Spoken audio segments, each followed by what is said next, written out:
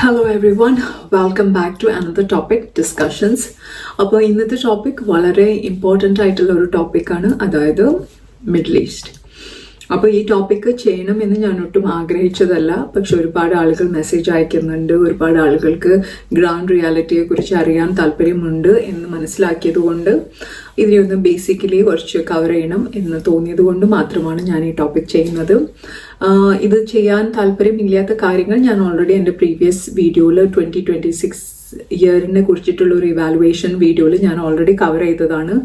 എന്തുകൊണ്ട് എനിക്ക് ഇങ്ങനെയുള്ള ടോപ്പിക് ഡിസ്കസ് ചെയ്യാനോ ഇങ്ങനെയുള്ള ടോപ്പിക് അവതരിപ്പിക്കാനോ താല്പര്യമില്ല എന്നുള്ളതിനെ കുറിച്ച് ഞാൻ ഓൾറെഡി വളരെ വിശദമായി ഡിസ്കസ് ചെയ്തിട്ടുള്ളതാണ്.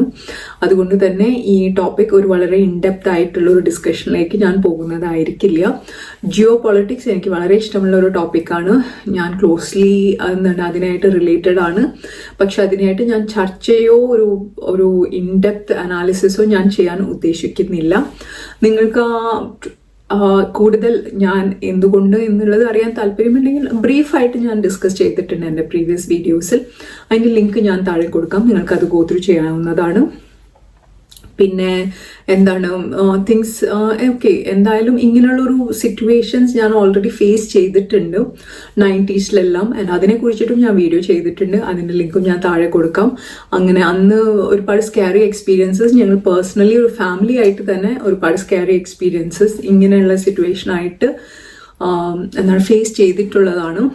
അതുകൊണ്ട് തന്നെ ഇതും അങ്ങനത്തെ ഒരു സിമിലർ സിനാരിയോ, ഒരു ടെൻസ്ഡ് സിറ്റുവേഷൻ അല്ലേ.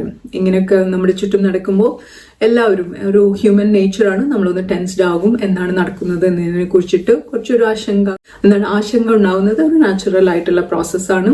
അപ്പം അതുപോലെ തന്നെ നമ്മളെല്ലാം ഒരു അൺസർട്ടനിറ്റി കൂടിയാണ് പോയിക്കൊണ്ടിരിക്കുന്നത്. അപ്പം എന്താണെന്ന് നമുക്ക് വാച്ച് ചെയ്ത് കാണാം. ഗ്രൗണ്ട് റിയാലിറ്റിയിൽ എന്താണെന്ന് നമ്മളെല്ലാം നോർമലായിട്ടിരിക്കുന്നു. പ്രത്യേകിച്ച് നമുക്ക് പ്രോബ്ലംസ് ഒന്നും കാണാനില്ല. ആൻഡ് ഒരുപാട് വിഷണറീസ് ആൻഡ് സക്സസ്ഫുൾ വിഷണറീസ് ആയിട്ടുള്ള ലീഡേഴ്സാണ് നമുക്ക് ചുറ്റും കാണാൻ കഴിയുന്നത്. അപ്പോൾ അവരിലെല്ലാം ട്രസ്റ്റ് ചെയ്ത് നമ്മൾ മുന്നോട്ട് പോയിക്കൊണ്ടിരിക്കുന്നു. വേറെ എന്താണ്, പിന്നെ ജിയോ പൊളിറ്റിക്സ് എന്ന് പറഞ്ഞു കഴിഞ്ഞാൽ അതൊരുപാട് ഒരുപാട് ഡിസ്കഷൻ ചെയ്യേണ്ട ഒരു കാര്യമാണ്. അതിലേക്ക് എനിക്ക് പോകാൻ താല്പര്യമില്ലാത്തത് കൊണ്ട് ഞാൻ പോകുന്നില്ല. ഒരുപാട് ചാനൽസ് ആൻഡ് ഇൻഡിവിജ്വൽസ് ആ ടോപ്പിക്കിനെ കവർ ചെയ്യുന്നുണ്ട്.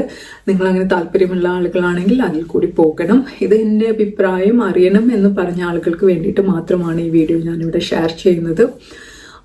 എന്നെ സംബന്ധിച്ചിടത്തോളം ഒരു അൺസർട്ടൻ സിറ്റുവേഷൻ കൂടിയാണ് നമ്മളെല്ലാം പോയിക്കൊണ്ടിരിക്കുന്നത്. നമുക്ക് ആകെ ഒരു ഓപ്ഷനേ ഉള്ളൂ, വെയിറ്റ് ആൻഡ് വാച്ച് എന്നൊരു ഓപ്ഷൻ മാത്രമേ ഉള്ളൂ. അപ്പോൾ അത് മാത്രം ചെയ്ത് മുന്നോട്ട് പോകുക. പിന്നെ ആളുകൾ എന്ത് ചെയ്യണം, എങ്ങനെ ഇരിക്കണം, അങ്ങനെയൊക്കെ പറയാനോ അഡ്വൈസ് ചെയ്യാനോ അങ്ങനെയുള്ളൊരു കപ്പാസിറ്റി ഉള്ള ഒരാളാണ് എന്ന് എനിക്ക് സ്വയം എൻ്റെ വിലയിരുത്തലുകളിൽ എനിക്ക് തോന്നുന്നില്ല. അതുകൊണ്ട് നിങ്ങൾ ഓരോരുത്തരും നിങ്ങൾക്ക് എന്താണ് കറക്റ്റ്, നിങ്ങൾക്ക് എങ്ങനെ കാര്യങ്ങളെ ഹാൻഡിൽ ചെയ്യാം എന്നും നിങ്ങൾക്ക് തന്നെ സ്വയം ഒരു അറിവുണ്ടായിരിക്കും. അത് വെച്ച് നിങ്ങൾ നിങ്ങളുടെ കാര്യങ്ങൾ മാനേജ് ചെയ്തിട്ട് മുന്നോട്ട് കൊണ്ടുപോവുക.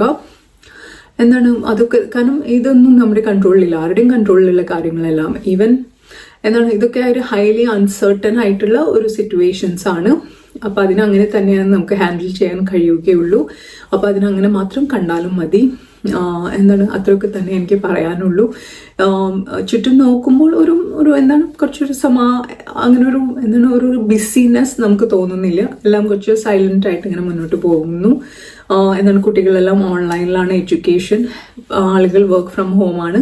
അപ്പോൾ അതിൻ്റെ ഒരു സൈലൻസ് ആൻഡ് ശാന്തത നമുക്ക് ഫീൽ ചെയ്യുന്നുണ്ട്. ഒരു ബിസി ഹറി സിറ്റുവേഷൻ ഇല്ല എന്ന് ചുരുക്കം. അപ്പോൾ അതാണ് നമ്മുടെ ചുറ്റും കാണാൻ കഴിയുന്നത്. അപ്പോൾ അത്ര മാത്രമേ ഉള്ളൂ ഇതിനെ കുറിച്ചിട്ട് എനിക്ക് പറയാനായിട്ടും. അപ്പോൾ ഇവിടെ ടൈം സ്പെൻഡ് ചെയ്തതിന് എല്ലായ്പ്പോഴത്തെയും പോലെ thank you for your time here. Until we meet next time. Thank you and by.